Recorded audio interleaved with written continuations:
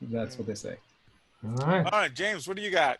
Well, I've got a couple of car reviews this week, so when I All can right. pull my photos up and get them up and running. The first one that I've got is two Kias this week is what I'm going to be talking about. The first one, hopefully it works. Hopefully you can see my car now. Hopefully you can see the Kia. Yeah, we see Yeah. it. Perfect. Well, that's what we like to see. So it's the Kia Forte GT. Comes in, this one that I had was testing, just comes in at $26,500. Mm-hmm. But what is the benefit of this is the Kia Forte GT, 1.6 liter turbocharged engine, comes at around about 200 horsepower, Wow. and it's a sporty little four-door, like it's smaller than a large family-sized car, but still it's a four-door for $26,000, a turbo 1.6 liter engine. Um, I don't mind the looks. I think it looks good. I think it's like a little mini version of the I Kia do. Stinger. Mm-hmm. It does have every mod con you can conceivably think of in this package that I drove, It's very sporty. but it retails actually starts if you just want to get the Kia Forte GT at just over $22,000. So Wow. with the packages that I had on it, took it up to 25, and then you've got the delivery charge. Oh, But Super really? reasonable That though. is really, really reasonable. yeah, I mean, obviously they didn't have the, like, for example, I would say some of the things that felt beside of it was when you put it in sports mode, the gearbox was revving a little bit too much for me, and there's a little bit more road noise from some of the Mm-hmm. more expensive cars. But you're looking at cars that are going to be coming in the $30,000 plus range in that. So when you're coming in Right. at well under 20% of that price range, I mean, it's a good little car to look at. It's nice on the inside. It drives well. This is the photographs of the manual. I was given an automatic for my time with the car. Mm-hmm. But one thing I did really like was the steering wheel, how it's obviously flat bottomed out, so it makes it sporty. And Yeah. the GT logo and the GT lines on it was always what I liked in the turbo line. So this little nomenclature here I How mean, does was it what I thought was hand? it really How good. looks does it handle, quality. Yeah. James? Obviously with our current status, which is where you must be only driving when needed to an assistance. So my trips to, for example, the supermarket and so forth, it handled very nice around town. Like I said, 200 horsepower. I think it comes in around as well. I think about 200 pound feet of torque as well. So it's not too bad. It does exactly what it needs to do, and that's what I like about it. So I mean, while there's other cars out there, I think of this one for a price point. If you wanted a family car with a little bit of sport on a budget, brand new with the warranty, every conceivable safety feature that you want, this is the car. Is really take a strong look at this car. I thought it was good value at just under $26,000. Yeah. Well, can't beat the price. Really can't. Yeah. Nice, nice, So awesome. good So review. thumbs up from James. Yeah, it definitely gets a thumbs up from me. I mean, I liked it. I thought it was sporty enough. I really liked the GT inlays in the side. I thought that was a really nice touch. And the fact that it was a comfortable car. If, for example, you wanted to get a sporty commuting car to go back and forth to work every day and be safe in, this is a great one to look at. Certainly recommend it. It's a very attractive car too. So Yeah, very and nice. then the other car that I had the chance to go at was the Kia Niro EV is the one that I had. Okay, So it's let me kind of the pull this Kia up. corner today, huh? It is. I thought I had two in a row, so I thought I'd just sort of push them all out. Yeah, why not? So the Kia obviously has three different cars. They've got the EV that I had the pleasure of driving. They've got the hybrid as well and the petrol. But so the Niro EV that I had has a range of about 240 miles on a full charge. Nice. It looks a little small. It's like a crossover, obviously. Fits four adults in very easily. Spent a lot of time driving around up and down highways and on the streets and so forth. It is as close as you could get to like a regular car. I mean, 240 miles seems more than adequate range for what you need to do for most of your daily driving. Plug it in at home if you've got the 240 charger. I think it does it in like 6 or 7 hours. My house, unfortunately, only has the 110 standard volt charger, so it's a little longer than that. But all the driving we did, even when going to and from, just plug it in next day, fully charged. So I liked it. The only thing that's a downside in this car that I felt that was something I had to get used to was the regenerative braking. So when you take your foot off the accelerator, the braking already kicks in to Mm. regenerate that power and push it back in for the battery. So I think that's just something that you're going to have. It's one of the things that you get used to driving an electric car. But when you do it the first time, you always find it's a little bit strange. Was it kind of does it rock, or was it like kind of pull you forward when I mean, does it stop that much You or could slow down that much? Is it kind of is it rough, or is it? Well, you have the option, which is good. So you can change the different modes in the car as well. So you can have an eco mode, which puts you on like the most Oh no, I'm talking regenerative about the braking. regen braking. Yeah. Oh yeah, okay. So when you put the regen, it doesn't like bring you to a dead stop kind of Oh, thing. I know that. Yeah. You could just feel it like it's just obviously an unnatural sensation from coming as well. Okay. You're in control of the brakes generally if you drive a gas car, but in this, it starts the braking for you, and then you put your foot in the brake, of course. I've obviously experienced it driving other cars, for example, like the BMW i3 does it as well. And I think that this is going to be the method going forward with most other EV cars as a way to help and get that extra power. But also, it's a very zippy car. I mean, on the highway, absolutely fine. Keeping up with traffic, not a problem. This front section here is obviously where you plug in the charger. We'll get some pictures of it later on. But it was a lovely little car. I couldn't fault it. The blue styling around the eco kind of styling, I really liked. I like this blue lip function because it shows it's like it's EV, so being blue. So that was great. Cool. And the LED, so this is where you see it charges in. Yeah. So thumbs up. Well, no, so this is where we get to the only downside that I found with this car is if we go on the interior. So in the interior, obviously there's a lot of glass, but the problem that we had was when driving, the sun would catch this center console here in the middle, and all the parts that weren't black would provide an exceptional reflection that would bounce up inside the cabin. So if this was all blacked out, it'd be so much better on that plastic. I know it's there. What color is that? I can't. Silver. We can't see. Oh, okay. Yeah, let me. So it's like a mirror inside your. Yeah, so it your just sort of car. flicks up. Yeah. Just like bouncing right into your vision. eyes. Yeah, and it just where it hits. Like Sam might not have his problem with those particular sunglasses. With the orange Exactly. sunglasses. But with That's my why I wear sunglasses, these guys. That's why I just wear. underneath is where I was getting in there. But other than that, I mean, it was a great car. That was the only thing. I'm really splitting hairs when you come and talk to it and whatnot. But another great car. And I think the way that we're having electric cars now. I mean, this was coming in. I think that I'm looking here at 47,000 fully loaded. Whoa. It's got again, Sam, every conceivable safety function you can imagine. Your fuel costs go out the window. I mean, I think the fuel costs. True. No, well, it's an EV one, yeah. Yeah, so you're only paying for the electricity. There's zero maintenance on the car as well because it's an EV, basically. I mean, all you're doing is changing tires and fluids.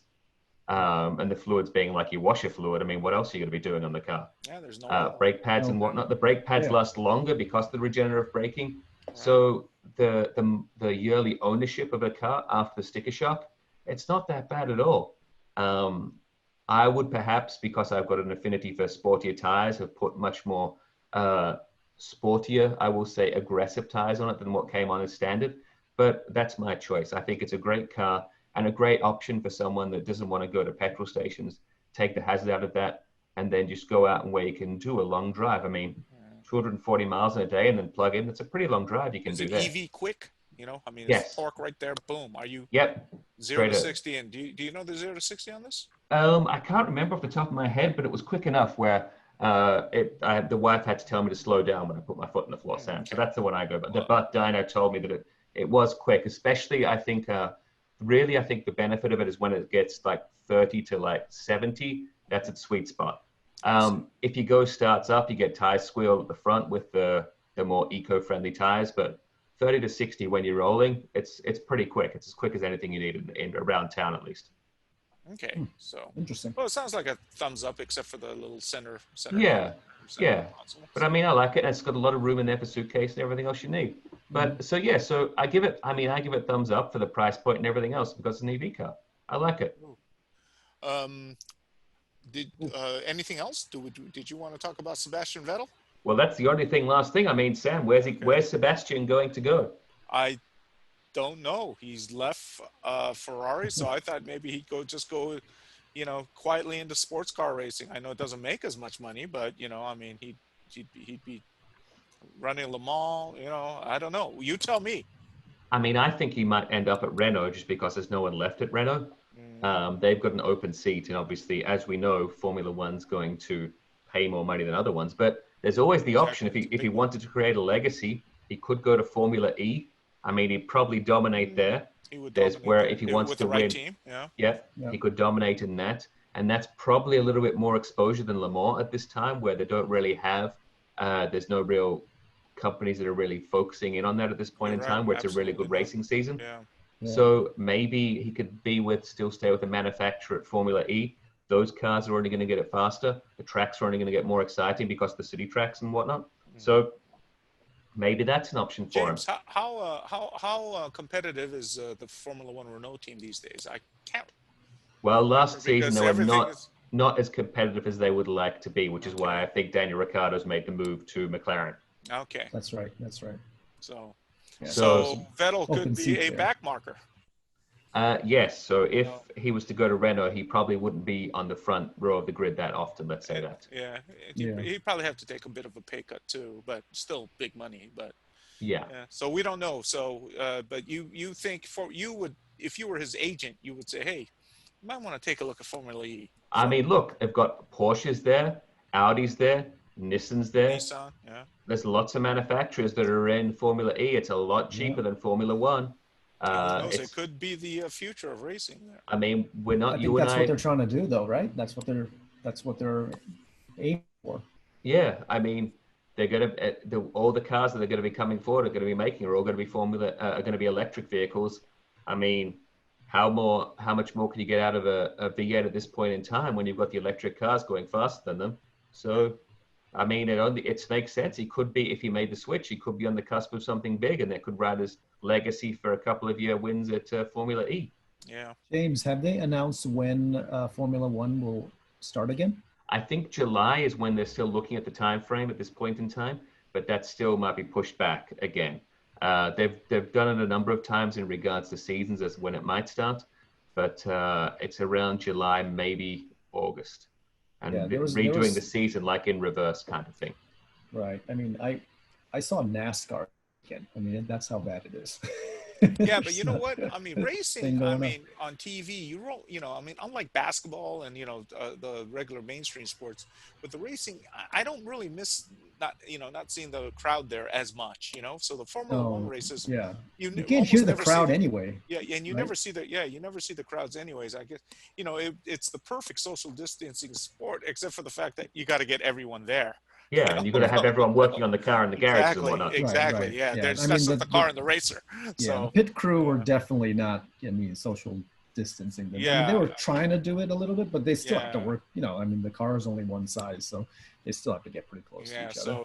So I mean, well, hopefully we'll be out of this whole mess. So, anyways, that's about it for me. Anything else to add? Let's go with James. No, looking forward to next time with Stefan Papadakis. Obviously, he's been a guest on the No Breaking podcast. So if anyone wants to know a little bit more about Stefan ahead of him coming on the show next time, please download the episode over at No Breaking. He's on there. You can find that one. A great guest and a great talker. And obviously from the video we've seen today, incredible at everything he seems to touch. Oh, what a creative that thing is. He has a future at Pixar. He does. So. He's got like a Midas touch. Also, I'll be next car review will be a Toyota. A small hatchback will be discussed next time. But that's all that's really in for me. My next one will be the same from Toyota also, but on the other end, I have a Sequoia TRD, which I'm going to be taking off road probably this weekend. So yeah, you could probably fit the hatchback. My own photos though. My hatchback will probably fit inside the back of that Sequoia. Yeah. So, Taro, how about you? Any parting remarks? Yeah. So finally legal. The next video we're doing is, believe it or not, a Mitsubishi Delica. So we have that. What are you doing with a Delica? It's a family mom wagon. Is it a delicate manner? Is that what's going to happen with the Delica? It's going to be delicate? No, the Delica is an awesome JDM surf wagon. Oh, okay. Yeah, I guess you could be. Hashtag van life. I mean, come on, Sam. All right. I mean, it's 4-wheel. I mean, it's a great JDM van. So we're going to do that. We had fun doing that. Wait, is it legal now? Is it? Yes, it is legal. It is. We have one. We had one and we drove one from Top Rank. So Justin just drove it and it's being edited. We're releasing it next week. So we're really excited about that one. What else are we doing? Yeah, that's about it. We have a new video with Gary coming out. He's going to be reviewing some rotary engine videos. Okay. I love Mazdas. I love rotary engine. Those are what's coming up in our world on GT Channel. Did you guys hear that the main sponsor of the 787B, Renowned? that Renowned went bankrupt? Oh yeah, they went out of business. Yeah, they went out of business. So, but hey, you know, I think, you know, the company might be gone, but that logo on that car will remain forever. Yeah, I mean, that's an iconic Japanese apparel company, you know. Yeah, and they're gone. So anyways, that was my ending piece. So I think that's way to bring it down, Sam. I know, sorry, but hey, remember the 787B is still you know, it's a forever car. It's a car. To me, I still feel like it's the only legitimate Japanese 24-hour Le Mans champion, because you know, when Toyota we touched won on it, that. Yeah, we touched on that last time episode. too. Okay, hey, so anyways, Sam, you're not going to mention the ex that helped Carlos Ghosn escape. Those guys were arrested too. Yeah, okay. Right? Taro, I think you know a lot about it. So why don't you fill us in? Well, we just heard yesterday. Happened? Yeah, the ex Green Beret guys that helped Carlos escape from Japan. Him and his, the one ex Green Beret, I think, and his son. So him and his son. Yeah, they were. You know, they were the masterminds. They were fugitives. They were actually running from Interpol, from the Japanese authorities, and they got arrested in the U.S. They got arrested in the U.S. They were caught, and I think. Do you think they'll be sent to Japan for trial, or how does that even happen? Well, number one, they're American citizens. What? They're Americans. Yeah. But no. But I think they could. Yeah, I mean, if Trump wants to keep relations, you know, nice and good with Japan, yeah, he will, because, you know, like Mexico gave us El Chapo, right? Right. So, you know, I mean, so if there's extradition, yeah, those guys are not in good shape. But you know, and if it was Obama who was president, if it was a regular normal president, if we had one, you know, I mean, I think those guys would be sent over to Japan just because of the political landscape, you know, keeping the relationship good. But with Trump, who's he's not really a relationship guy. I don't know what. Yeah, I really don't know. And he loves army, you know, those army guys, unless he fires them from his cabinet. But you know, so is the Green Berets. I like that you're the controversial one here, Sam. I'm just saying nothing. I'm letting you talk yourself into this one. No. But you know, you remember how Trump dealt with the Navy situation. Sam, I know nothing. Okay, I'm not a citizen here. Remember, SEAL. I don't get a vote. All right. Yeah, I vote. But okay. But anyways, a lot of people were like asking when I saw that report, Taro, is wonder how much those guys got paid. They probably got paid a lot of money, though. We're talking millions, you know, because they were estimating the whole thing probably would have cost Carlos $14 million about. And a good chunk of that probably went into the, you know. But it looks like the guy, you know, the Green Beret guy that caught is known for doing like these jobs that other people don't want to do. Well, he had a kind of a reputation. So. That's why I thought, you know, I mean, when I first met James, I go, oh, maybe he's this kind of character, but. It's absolutely true, but that's why you don't know any more than me, Sam. But that's right. why the reason why I don't take those jobs is because I don't have sunglasses like Steven Seagal. No, those sunglasses are for Hollywood. They're not the real thing. We're just posers here, James. Just saying, Sam.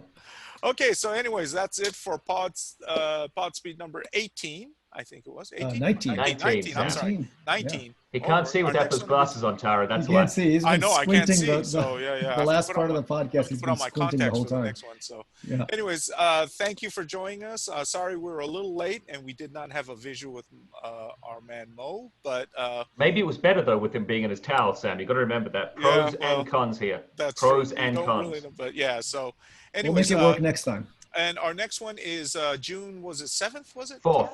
June 4th. Sorry. Two Thursdays. I'm so glad to have you guys with me. So yeah, 2 weeks from now, same times, and with our guest Stephen Papadakis. Stephen Papadakis. And until then, pod speed to all you guys, and we will see you later. See you next time, guys. Stay safe. Bye. Bye-bye. Bye.